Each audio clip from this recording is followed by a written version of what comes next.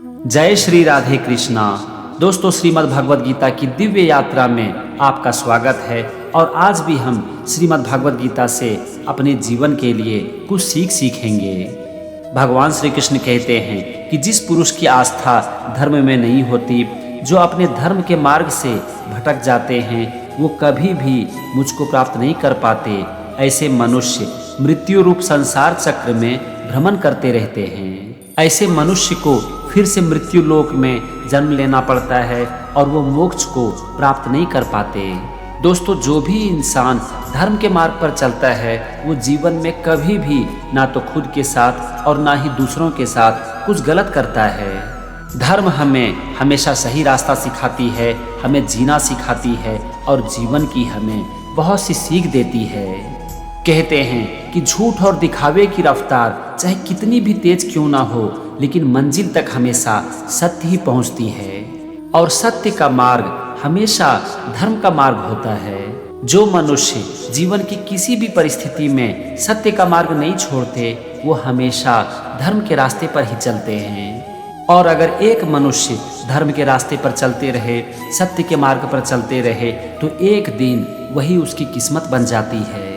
क्योंकि एक मनुष्य की किस्मत इस बात पर निर्भर नहीं करती कि उसे जीवन में क्या मिला है, उसके पास कितने पैसे हैं और उसके माँ बाप कौन हैं, बल्कि मनुष्य की किस्मत तो इस बात पर निर्भर करती है कि वो किस तरह से अपने कर्म को करते हैं।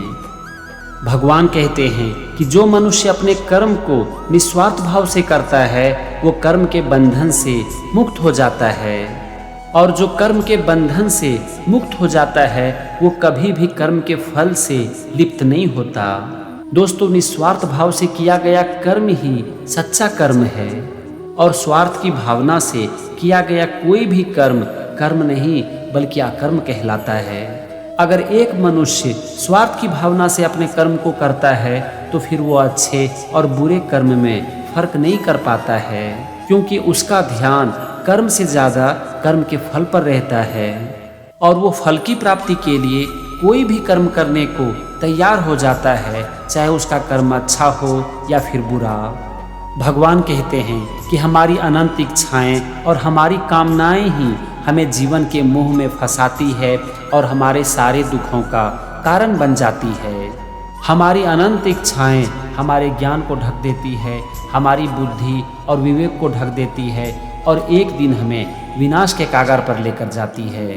इसीलिए अपनी इच्छाओं और अपनी कामनाओं पर नियंत्रण करना सीखो। भगवान कहते हैं कि जिस तरह से धुआं अग्नि को ढक देती है, ठीक उसी तरह से हमारी इच्छाएं और हमारी कामनाएं हमारे ज्ञान को ढक देती है।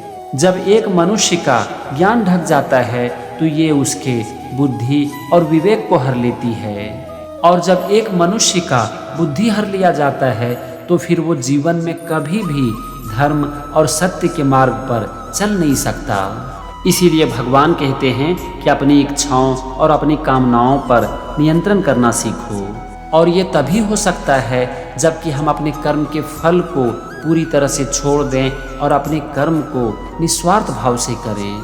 क्योंकि निस्वार्थ भाव से किया गया कोई भी कर्म भगवान की सच्ची पूजा होती है। भगवान कहते हैं कि अपनी बुद्धि से अपने मन को वश में करो और इस बात को जान लो कि तुम्हारी इच्छाएं और कामनाएं ही तुम्हारा सबसे बड़ा शत्रु है। इसीलिए तुम अपने मन को अपने वश में करके इस शत्रु को मार डालो। भगवान कहते हैं कि अगर हमारा मन हमारा स्वामी बन जाए, तो ये हमें मोह के बंधन में जकड़ लेती है।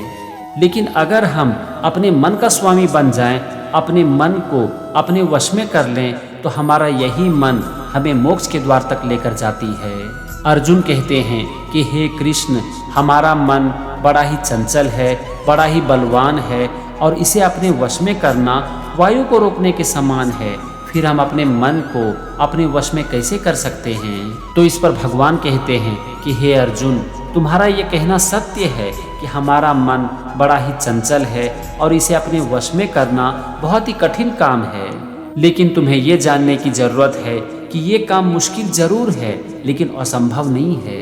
भगवान श्री कृष्ण कहते हैं कि मन को वश में करने का दो तरीका है, अभ्यास और वैराग्य। भगवान आगे कहते हैं कि जब भी तुम अपने मन को किसी एक काम में लगाओगे तो तुम्हारा मन वहाँ से भागेगा, फिर तुम अपने मन को वापस काम में लाओगे, फिर तुम्हारा मन वहाँ से भागेगा। लेकिन बावजूद इसके तुम्हें निरंतर अभ्यास करते रहना पड़ेगा। हमारा मन एक चंचल घोड़े की तरह बड़ा ही चंचल होता है और ऐसे चंचल मन को अपने वश में करना सचमुच में एक कठिन काम है।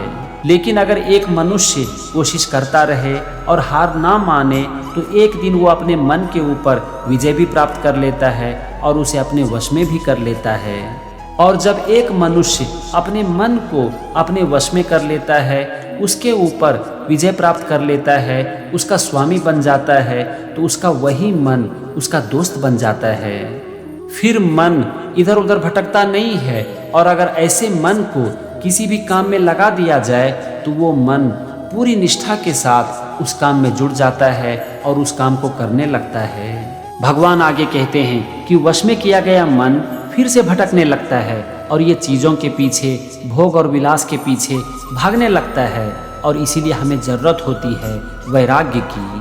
जब हमारा मन इस सत्य को समझ लेता है कि भोग और विलास की चीज़ें मिथ्या है, माया है, ये हमें जीवन में सिर्फ और सिर्फ फंसाती है और हमारे विनाश का कारण बनती है, तो फिर हमारा मन कभी भी भोग और विलास में, चीज़ों में लिप्त नहीं होता। हमारा मन भोग और विलास में फंसता नहीं है और ये सारे बंधनों से मुक्त होकर हमारे वश में आ जाता है। इस तरह से हमारा मन भोग और विलास को काट कर वैरागी बन जाता है, ये वैराग्य को प्राप्त कर लेता है और सन्यासी बन जाता है।